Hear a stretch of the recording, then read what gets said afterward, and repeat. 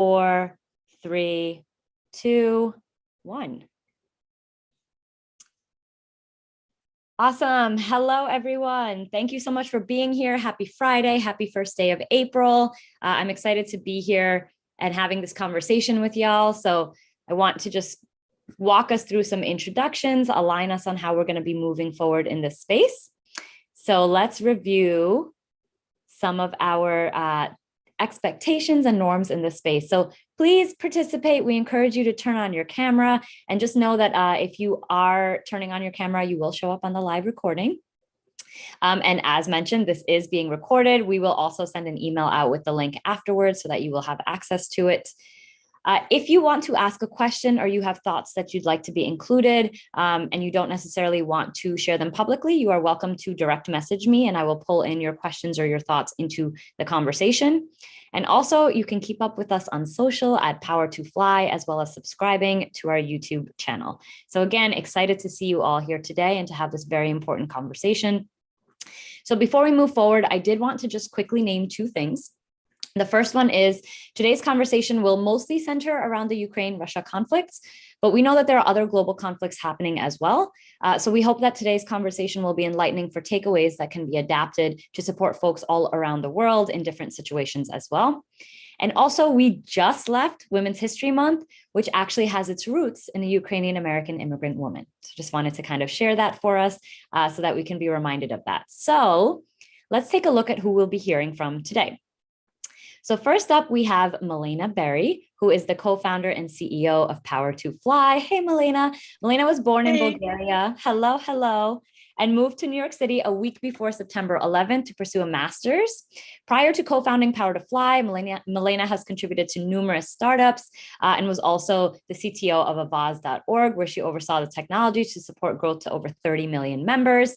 Her work for Power2Fly has been recognized in Business Insider, and she was named Fast Company's most creative people in business in 2015. And her biggest accomplishments are her 4 children who constantly push her to rethink what work-life balance means. Melina, we're so happy to have you here with us today. Thank you so much for dialing in. Next, we have Anastasia Rob. So Anastasia is a sales director at Power2Fly, who for 7 years has helped companies marry their rhetoric around DEI with impact. For most of those companies, the journey is long and bumpy, but she prides herself on helping those who trailblaze this work inside their companies with awareness and heart. Before coming to Power2Fly, Anastasia was a trainee at the Council of Europe in France, interned at the Global Women's Leadership Initiative in Romania, and also worked inside the Athena Leadership Center at Barnard College, where she is an alumna, and so am I. So that's awesome. Anastasia was born and raised in Ukraine and currently sits on the board of Razom, an international organization that is made up of a global network of professionals and volunteers who support the growth of a prosperous Ukraine. Anastasia, thank you so much for being here. I'm so happy to be here. And finally, myself. Hello, everyone. So quick introduction to me. My name is Zara. I am on the DEI team at Power2Fly as a global DEI strategist and trainer. I pride myself on being a passionate disruptor. I really prioritize the disruption of harmful systems, creating and facilitating brave spaces and opportunities for individuals to explore their intersectional identities and empowering every individual to bring their whole self to work. I'm also proudly based in Brooklyn and love donuts. And I'm very excited to be here having this conversation with you all today. Again, if you're just joining us, would love to welcome you to drop into the chat where you're joining us from and what the weather is like over there. So just some key takeaways that we're really orienting ourselves towards in this conversation. We want to talk about concrete proposals to address payments, relocations, and other logistics that might be affected by the war. We want to talk about how to contribute to your team's mental health and sense of well-being, and also guidelines to respectfully communicate during a global crisis. So these are the main things that we're going to be orienting towards in this conversation. And I'm excited to dive into the conversation. I also just want to remind folks, if you do have questions, we will have some time at the end. We did have a bunch of questions submitted beforehand that we will be talking through today. But if you do have questions, we encourage you to drop them into the chat and we will hopefully be able to get to them at the end. So I want to first kick it over to Anastasia. And Anastasia, can you tell us a little bit more about your own personal experience growing up in Ukraine? Absolutely, yes. So, I was born a year and 2 months after Ukraine became an independent and sovereign country. So I was lucky to, to be raised in a free Ukraine. And honestly, my memories of growing up there are deeply rooted in my memories of my family and my family friends, more than really anything else. Because I immigrated with my parents to the United States as a 9-year-old. And that was really the big defining factor of, of my growing up, being uprooted from there and here, which actually where I live today in Wisconsin. But funnily enough, I feel like I became very Ukrainian when I moved to the United States.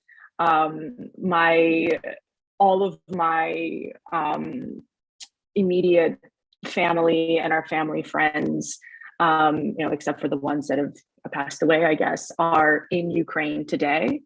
And so when we moved here, I have memories and I still have like all the letters that my grandfather sent to me from Ukraine to the United States, reminding me of where I come from. And so growing up, I went to, Saturday school for Ukrainian school to make sure that I, maintain my language and know the history and literature and all that good stuff about Ukraine, to doing Ukrainian dancing on Mondays, to becoming a Ukrainian scout and going to Ukrainian camps in the summers. And whenever I would go back to Ukraine to visit my family and my friends, we would kind of joke that I'm like more Ukrainian than them, because there was the Ukrainian American diaspora in the United States. The history of where it comes from is, there's been certain waves, but I have Ukrainian American family here in the United States that came over during World War II, and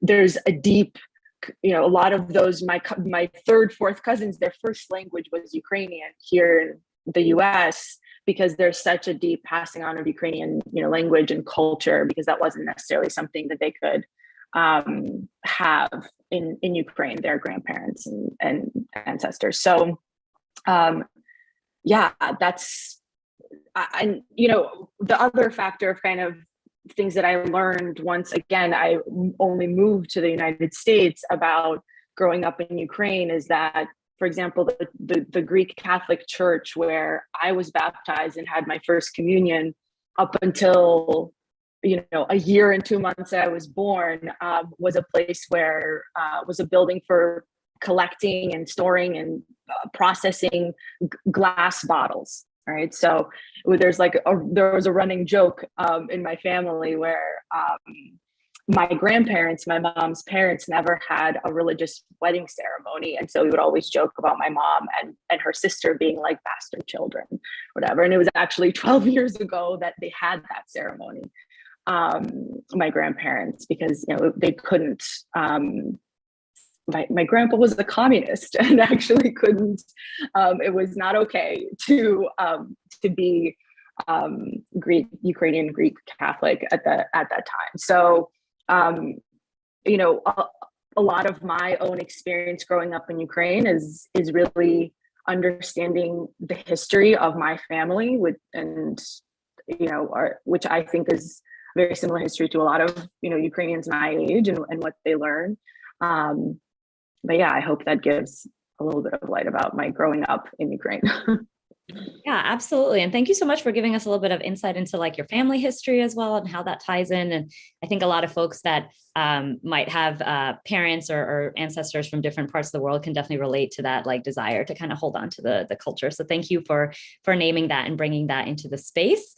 Melina, I want to pass it over to you for a bit to kind of introduce yourself and also share a little bit about your experience growing up under communism in Bulgaria.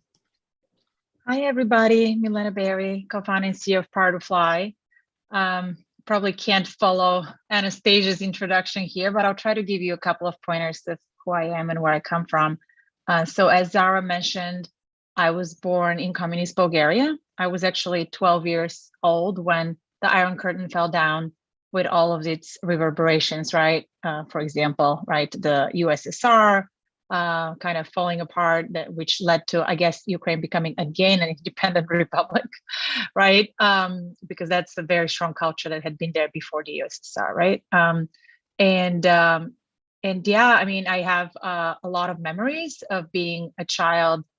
And Bulgaria, again, was never a part of the USSR, but we were a satellite communist country prior to the Iron Curtain falling down. For example, every Fridays, we only had Russian TV. There was no Bulgarian TV aired on the airwaves at all, right? Like Russian was absolutely a required language up until the Iron Curtain fell down for any kid kind of starting third grade. And again, we've grown up, I've grown up in that kind of satellite Russian influence, right? As well as, and the other part that I think is relevant to this conversation is that starting at about, I don't even know how many years ago now, but 16 years ago, I really started working with global remote teams. I started working with many, many people in Ukraine, developers primarily, but also very talented people in business development, in design, in DevOps, as well as folks in Russia as well. So I really have worked with Ukrainians and Russians for over 16 years now.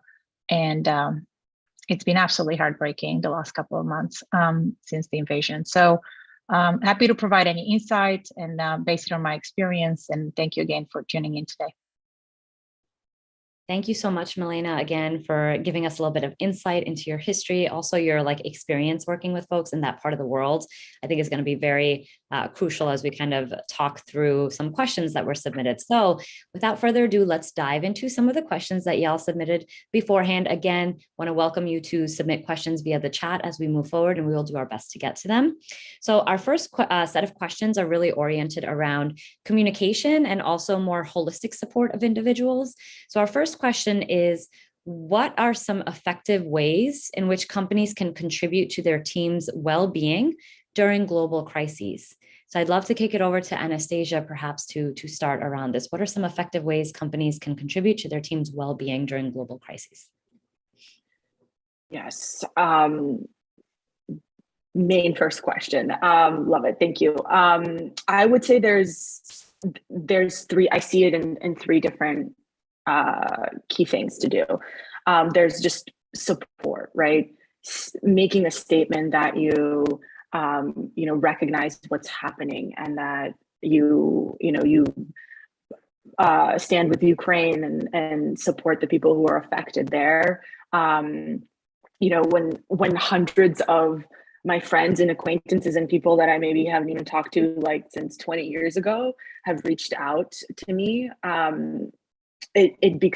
when there's any sort of silence from certain other people, it becomes really deafening or kind of disturbing or genuinely distressing. So doing the vocal thing is important, I think, for personally as a Ukrainian, and was important to me, to my well-being. And then creating space, to have an opportunity to actually step away from work or leave. And amazingly, I had that opportunity from Power to Fly. And thanks to Melina and Catherine, our co-founders, when you watching as a Ukrainian American here and watching what's happening there, you feel so much helplessness at a certain point, right? But there is things that you can do, and we all can do, and then I can do. And being productive to me was actually super important. And so I had an opportunity to, step away for more than a couple of days to be able to volunteer my time towards more relief and recovery efforts in Ukraine. And so that I could also have a balanced life and not just be doing, my work, and then in the evening, my volunteer work. And for that, I'm deeply grateful for company creating that kind of space. And then I think the third that I see is an opportunity for people to also learn, and it's something that Power to Fly, does as a company, and the types of relationships that we build with our clients. But it's also something we obviously do internally, but it's things like something called listening circles, courageous conversations, basically opening up a space for people who, that's occupying a part of their mind or distracting them in their work or what have you, giving them the space to actually engage with that, or in a really effective way and productive way, and creating those types of environments for those people who might need it or want it or be curious about it, can go a long way.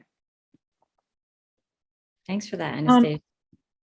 So what I'd add, Zara, is that, I definitely want to reiterate the second thing Anastasia said, the space comment, right? I think it's super important as a leader for you to understand that people might not be focused on work at that moment, and to kind of allow them to take the time they need to go through what they're going through. I think that's relevant for any time of crisis, but definitely relevant for what's been happening to our folks out east, and to not expect perfect productivity, and to not say, oh, you're going to be paid less if you don't show up to work. And right, we have even some people who are paid hourly who are making sure that they get paid as if they had worked those hours during that time, so that actually they don't feel the pressure of, I have to perform, otherwise on top of everything else happening in my life, I'm also going to be out of money, right? And then the second thing is to really ask everybody, frankly, what they need, because different people have needed different things, right? For some people, it might have been hold my payments. For another people, it was front my payments, right? For a third person is space. For the fourth person is, can you contribute a little bit of money because I'm helping this family with a month's of rent? So whatever people need to feel supported, I would just ask them. And have, obviously, if you're running a large organization, you want to have your HR teams take that task. But I think that would be my quick answer here. Yeah, those are all spot on, I think. And I just really want to reiterate, like, building those spaces, and also like that personalized support, like figuring out what folks need is crucial. So thank y'all for naming that. The next question is somewhat related, but thinking a little bit more about like what leaders can specifically do. So what can leaders do to continue to let employees know that they are seen and thought about on an ongoing basis during a crisis, such as the war in Ukraine? And how often should we communicate our support, for example? So again, like, what can leaders really do? So Melina, I'm going to kick this over to you first.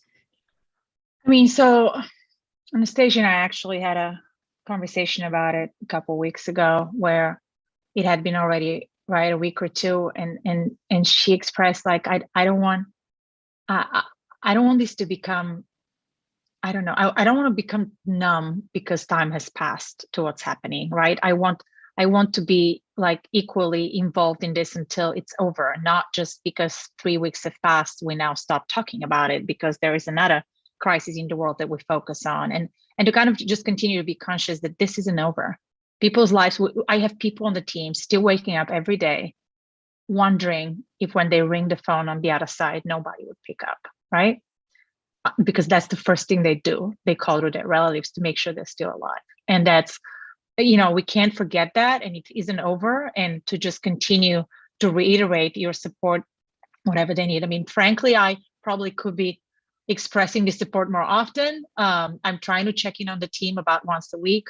And to continue reminding people in org-wide settings that this, let's not normalize this. This is still going on. But I would definitely just want to remind us that because the news cycle might have dwindled a little bit, to understand that people are still dealing with the same issues they were dealing with, a couple of weeks ago, where they might be living in one room with 15 family members because they've migrated to a different town, and they, with whoever they could put in a car or two, and they're now, there's only one room that they can fit everybody in because everything else has been rented out by other people in the same situation, or whether they're in a new country and they're trying to figure out, can they settle there, or do they have to go even further because they don't know how much west this conflict is going to go. There's the real issues, and we need to just provide continued support. Thanks for that. And I would add, my leader, and Melina, you're my leader, but my direct, who I report to, the head of sales, has been amazing in how she supported me, because I think definitely the question of like how often should we communicate our support is interesting, because I've realized that I like go like there's phases of how I feel or react or respond to what's going on.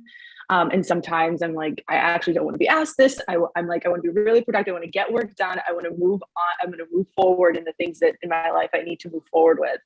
And then other times, you know, I want to, you know, that manager to know what's going on in Ukraine, or even, you know, she early on at like 11 p.m. and on a Tuesday evening texted me the receipt of her donation to Razom, the organization that I volunteer for. You know, things.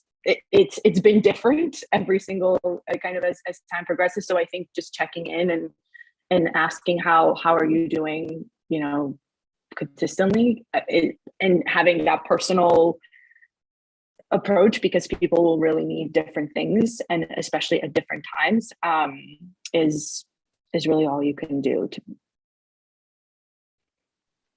Yeah, thanks, y'all, for sharing that. And also just a reminder for folks that may have joined this conversation late, while today's conversation is mostly centered around Ukraine, Russia, we know that there's ongoing conflicts elsewhere. So also keeping in mind to not forget about those, as Melina mentioned, after a week or so, right? How are we keeping these at our forefront and really thinking about all of our folks and supporting them? So just a friendly reminder around that as we move along to the next question, which is really around how do you gauge people's feelings around global crises in the workplace? So Anastasia, Melina, whoever wants to take this. I'm happy to take it, Anastasia. I mean, again, it goes back to listening. I think it's really important to listen. And again, as Anastasia said, not everybody wants to be proactive about speaking. And I have somebody on this call who is originally from Ukraine and has worked for me personally for 14 years in my previous job and now in Power to Fly. And we held an org call, you know, the equivalent of an all hands couple of days into the conflict, and I called on him to speak and he didn't come off mute. And I checked in with him personally later and he told me, "You asked me to speak. I'm really afraid of what's going to come out of my mouth. So please don't," you know, and to kind of really provide that space for people, because really the emotions of rage is real and anger is real when you see everything you've worked for be destroyed and people who you love be gone, right? Be killed. So I think it's just really important to listen and to listen to the silence too, right? I think that's such an important reminder because again, they might not be talking. That doesn't mean that they're not feeling. Thank you for saying that. I think that's why I couldn't get off mute and figure out what to say. Yeah. Well said, Melina. Yeah. And I appreciate y'all also keeping it real, right? Like we're humans. And so just the honesty factor is really appreciated in this space and in this conversation. So similarly, around gauging people's feelings, we're going to start talking a little bit more about managing internal communications. We got quite a few questions around this, especially, for instance, if you might have employees who see two different sides to a social issue, or during delicate global scenarios such as the Ukraine-Russia conflict. Someone shared that team members were discussing sensitive issues in their general Slack channels. So like, what recommendations or best practices can we really share around handling something that can be turned into a political conversation while still, you know, keeping it neutral and everyone calm? So I'll kick us off here with my thoughts first, and then I would love to hear from Anastasia around this as well.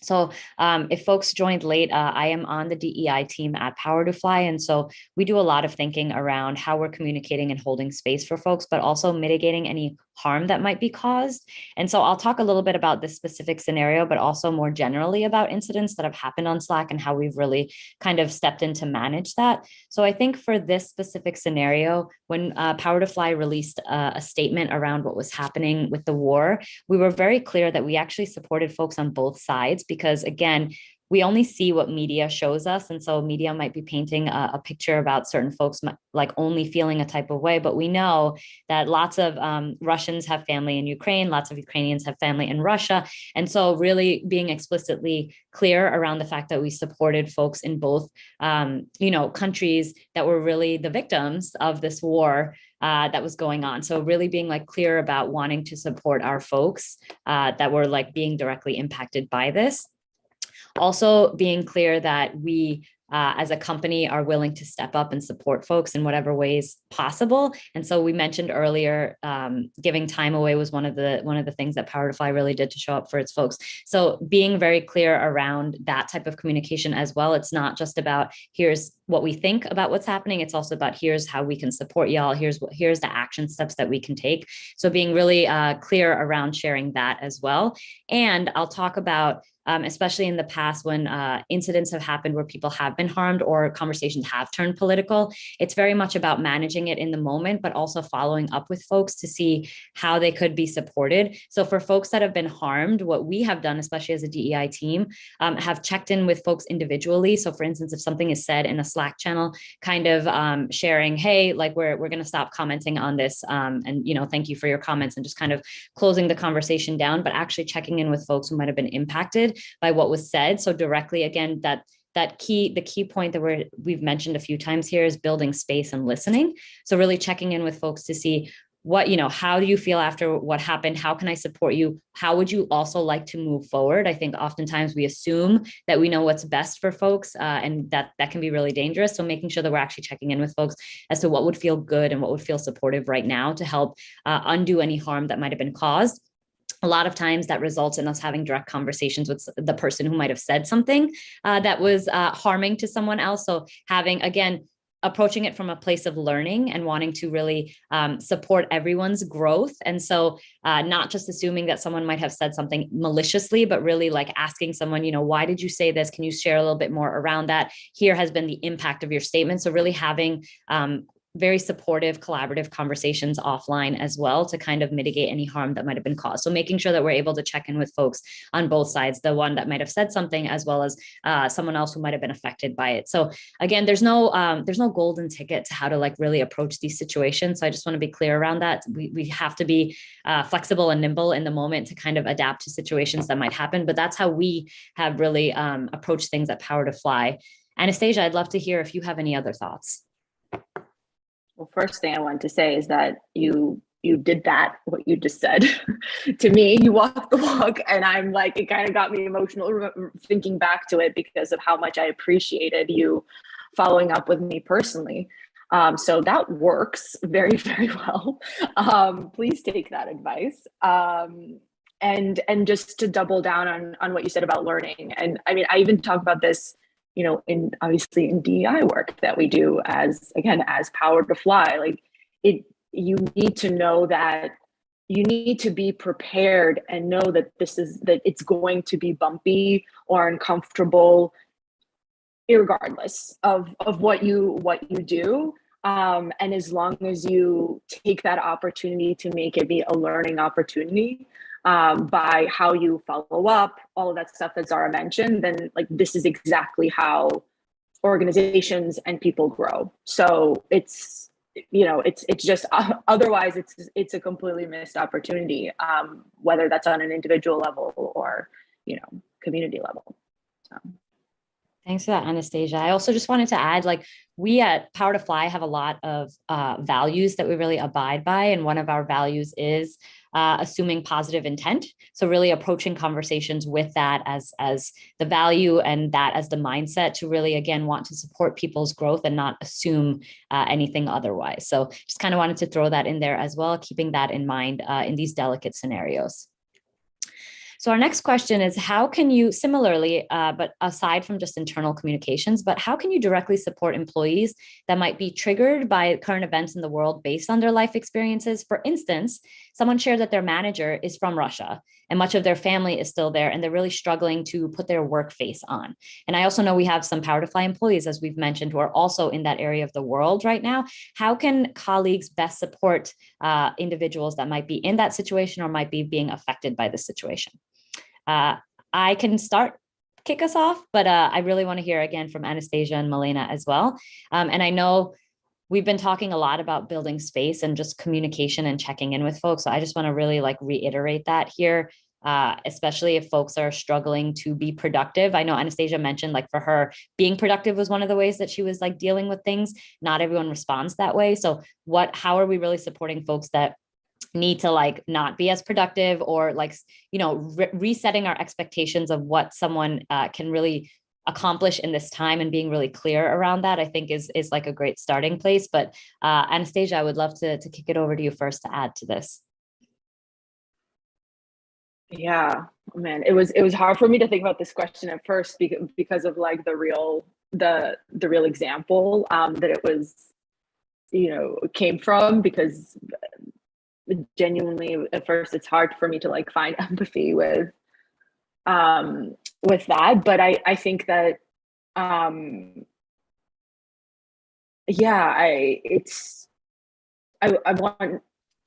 think one-on-one conversation is really key, honestly. I don't know. Melina, you helped me with this. Actually, I like your answer much more than mine. No, I think what Anastasia was trying to say is that as a Ukrainian, it was very hard for her to find empathy for somebody from Russia. When, we all know what the people of Ukraine are going through right now: destruction, invasion, annihilation of not just, like we're talking about hospital wards, people's lifetime savings, properties. I mean, everything is being destroyed right now. And so it was hard for her as a Ukrainian to show empathy for somebody from Russia, because those lives are affected too. And my thoughts on it is that, again, as a manager, I care about both sides. It doesn't mean that I approve of the Russian invasion. By no means. I denounce it. I do not agree with it. I think it's horrendous. It should never have happened, and I denounce it, right? But the humans on my team who are Russian, I care about them, right? And I care about my folks in Ukraine too. And by the way, I care about the folks who are in the country, the two separatist countries in between Ukraine and Russia, the Donbas region, right? We have folks there too.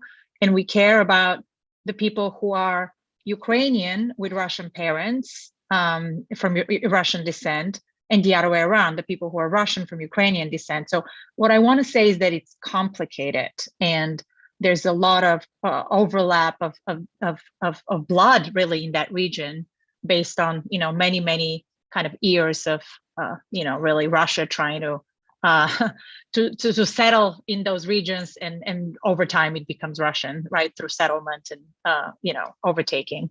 So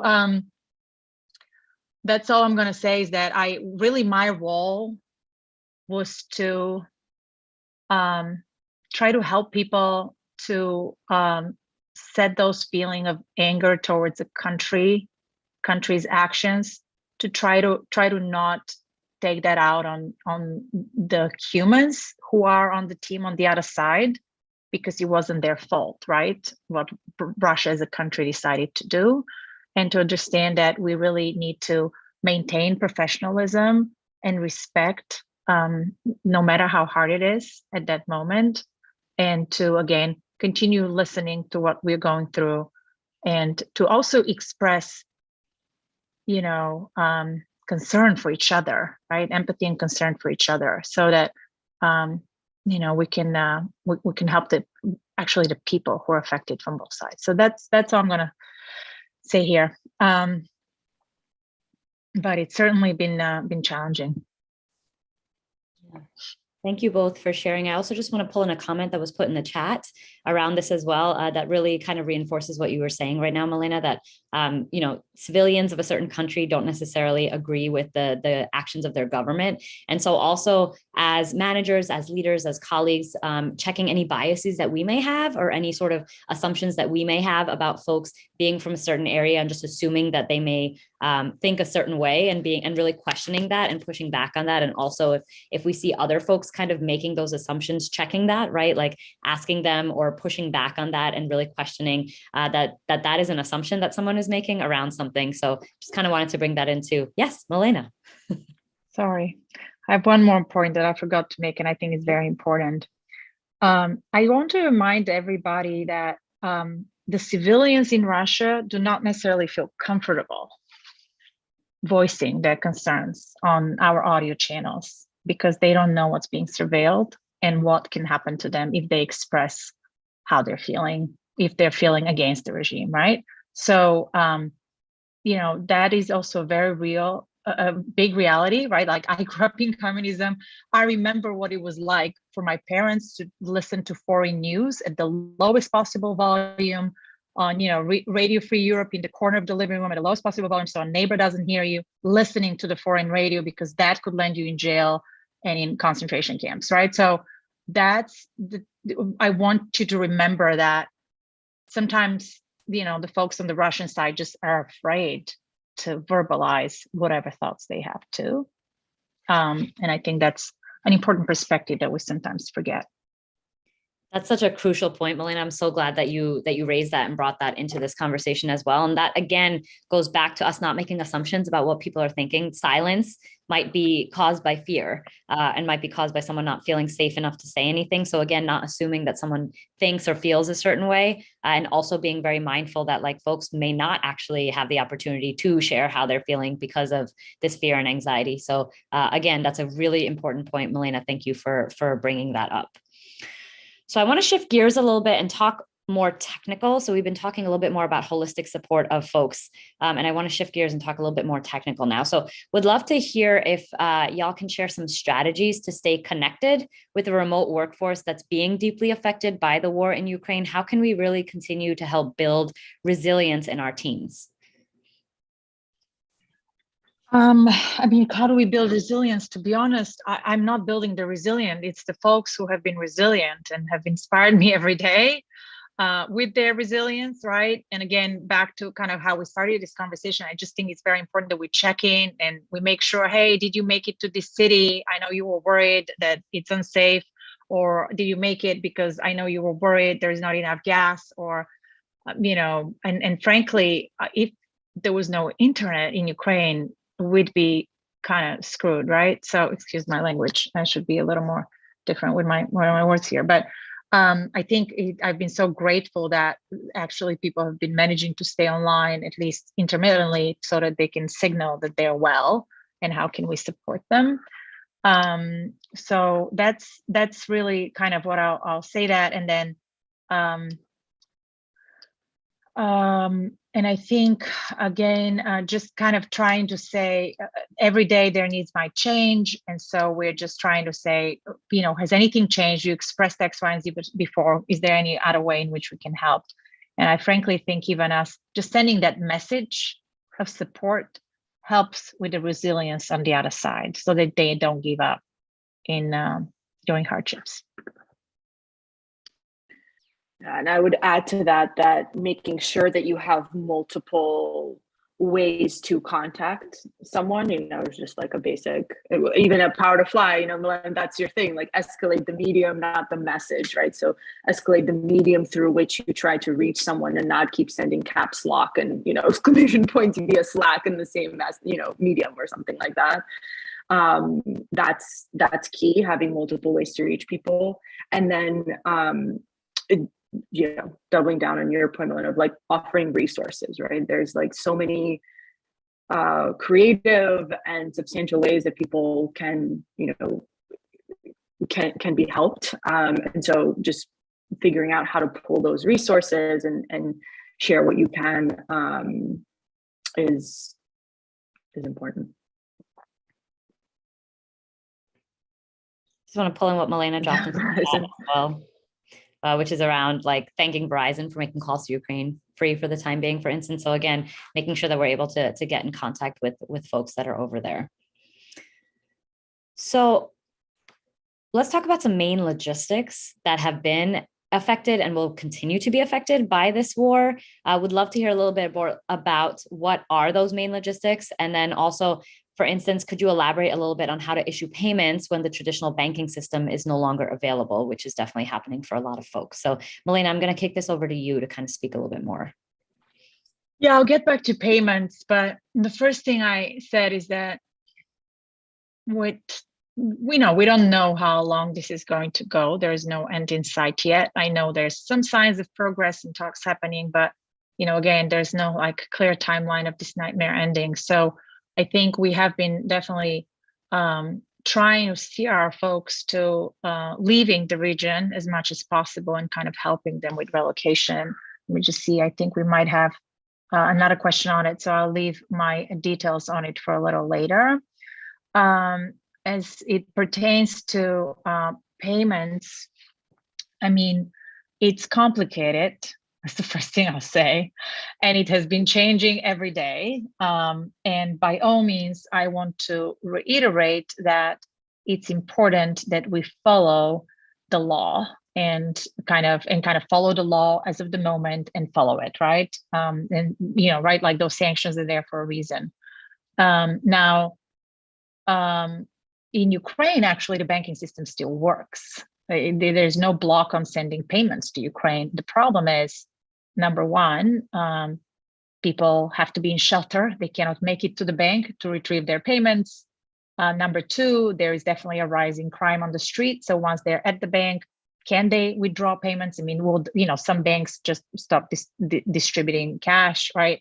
But also, if you get the cash from the ATM, are you going to make it back safely, right? And then finally, of course, what do you do with the cash when it's all gone to hell, right? And you can't, like, there's inflation, basic supplies cost, so much more because, right, there's just the general laws of supply and demand in times of war, I suppose. So that's really been the issue. And frankly, most of our Ukrainian team members have asked us to hold their payments for the time being.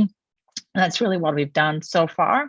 But again, we're checking in on them if anything's changed and if they would like to kind of resume that. And of course, that can't last forever. And so we're constantly trying to figure out what happens next. What happens when you run out of the money you have? Like, how do we support you? There's also concretely, I think in Russia, there's a couple of banks still operational, which I don't know how or why, but there's a couple of banks that still work. We've also heard from Pioneer, who is we've been their customer since, I don't know, 7-8 years ago, that while they do not accept new customers in the region, they have decided to continue supporting the people who have already been their customers. Frankly, I don't think that's been a viable option for us yet. And so really, we're a little bit in a limbo where we're hoping that most of the folks in the region would be able to, number one, in Ukraine, get paid, and whoever is in Russia would be relocated so that they can resume getting paid in a few months. And then finally, right before the embargo was imposed, we managed to send a couple of prepaid months, sanctions rather, not embargo.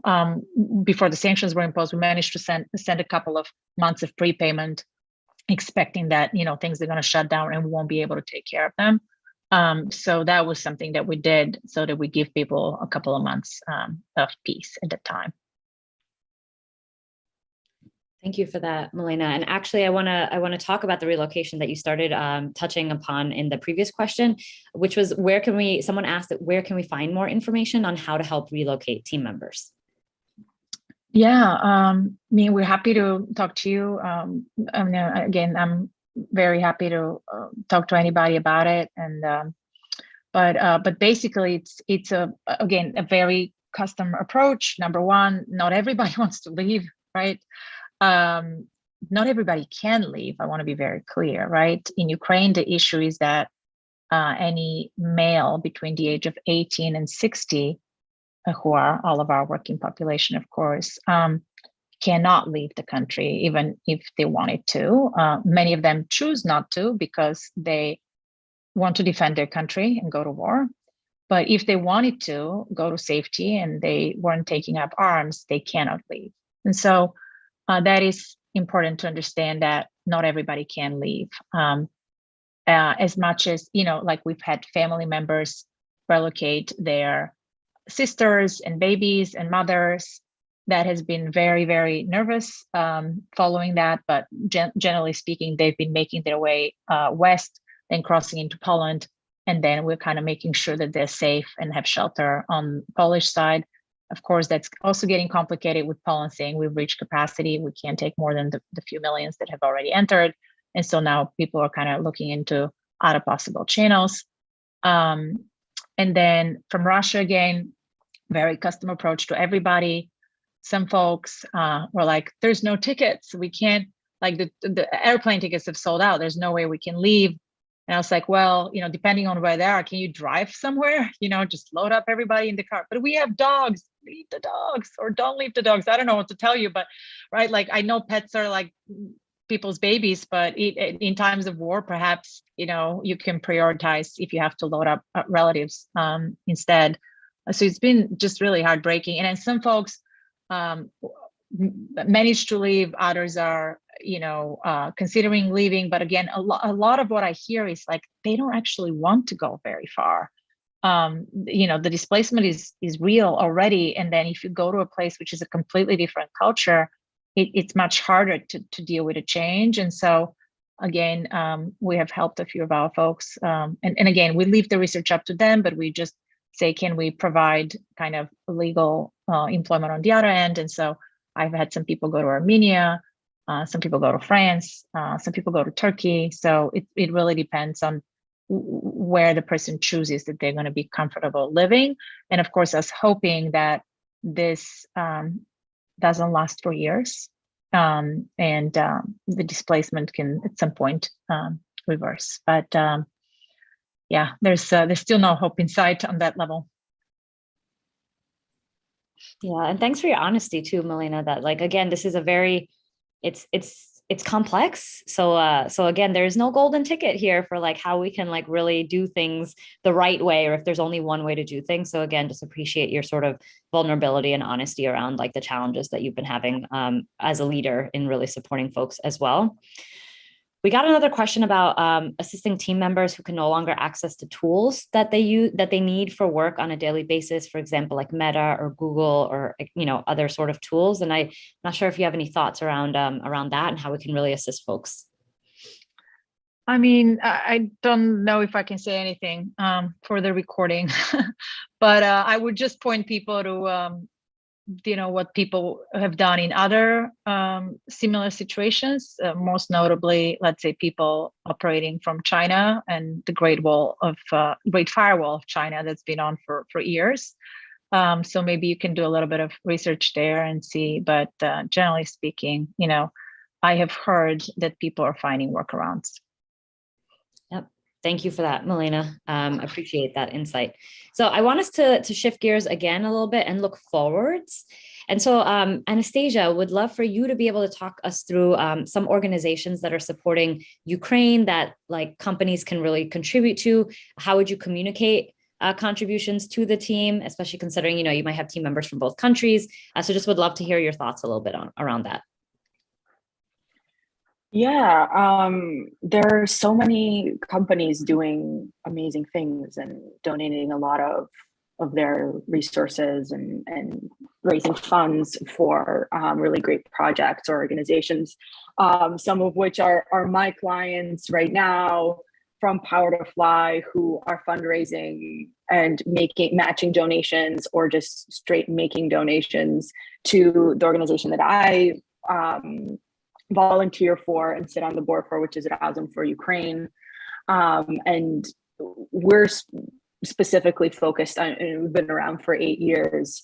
And we've done a lot of projects around education and healthcare and civic society, but have had this emergency response project open since 2018 during the Kerch Strait crisis, and then worked it again during COVID and right now. And what we're focused on is sending tactical medicine, as well as hospital medicine and supplies to Ukraine, and helping internally displaced people in particular as well. So finding housing within Ukraine. To Lena's point, there's a lot of people who are, 3 million people have fled outside of Ukraine, but there's around 10 million who've been displaced internally and are without homes inside the country. There's also great organizations like that I love, Voices of Children, that provide services to help children overcome the trauma of war. I can't even start to talk about children whenever I talk about this, so I'll leave that there. There's also initiatives that help, certain like professional groups, especially like the creative community, artists, designers. There's a community to basically help them find work and projects and opportunities to support them in that way, and also a lot of artists like within the country that are there and that are also need support, but then are also donating their funds towards other projects. There's also a group that provides support for the Ukrainian LGBTQ community. There's a lot of amazing work that's being done. It's the thing that keeps me going. The ways that people have contributed, big and small, to help on so many different levels and for so many different types of people being affected by this. I think maybe we can send around like a roundup of some of those. I'd be happy to follow up with that. Thanks so much, Anastasia. Also, thank you so much, Molly, who has been dropping some great resources and links in the chat as well for folks who might be interested on where to go if you're looking to support.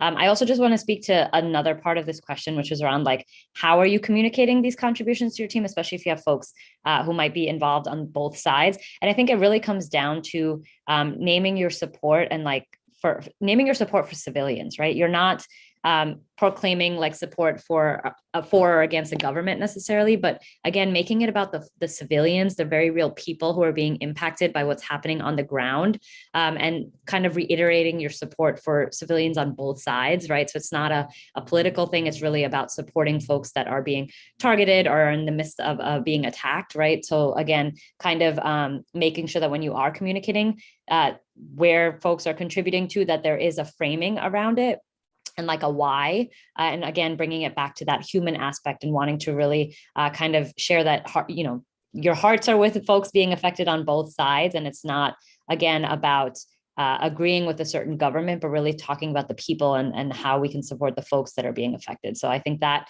is going to be really crucial if you are communicating out contributions. So with that, we have a few minutes left. We went through a lot of the questions that were submitted beforehand. Would love to ask if there's a question or two that folks may have, to please drop that into the chat so that we can, address it to the best of our ability. So would love to welcome folks to drop any questions you might have into the chat in the meantime. And as we wait for that, again, just a big thank you for everyone being engaged, being here, being a part of this important conversation. We are going to be sending out the recording afterwards so that you all have access to this, and would love to, again, hear from folks if there's any other questions that you may have around this.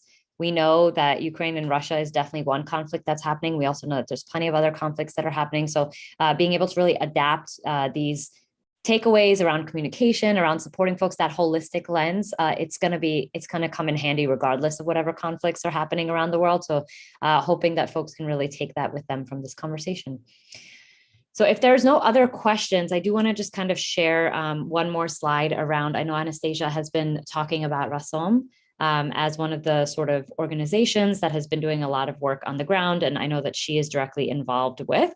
So I just want to be able to share a slide here so that you can see, again, Rasom is one of those organizations that is helping Ukraine on the ground, and actually speakers at Power to Fly's Diversity Reboot Future of Work Summit, which is happening next week, is actually, those folks are having the option to donate their honorariums to Rasom if they'd like. So again, offering that as a company, really showing our support for individuals that are being affected on the ground there is really crucial. So I believe we dropped into the chat the link for Rasom if you want to look into it further. And again, Molly shared a bunch of great resources for folks to kind of access if you're looking for other ways to support.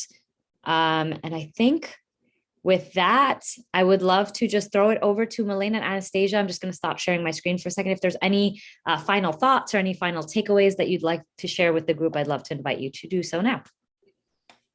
Not really, just again, gratitude for all of you who showed up to learn more and how to support you folks in Ukraine and Russia. And as Zara said, very importantly, those are not the only countries impacted by conflict. There's plenty more, most notably folks in Syria, the whole Middle East, North Africa, right? Like these are regions that continue, Afghanistan, right?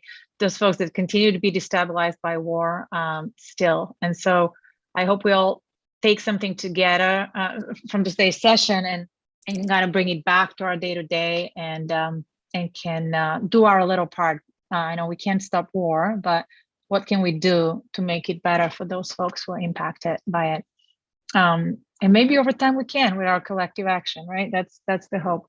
One personal action leads to collective action, which hopefully has a bigger impact and changes the larger scheme of things. So thank you. Really appreciate you showing up to learn more.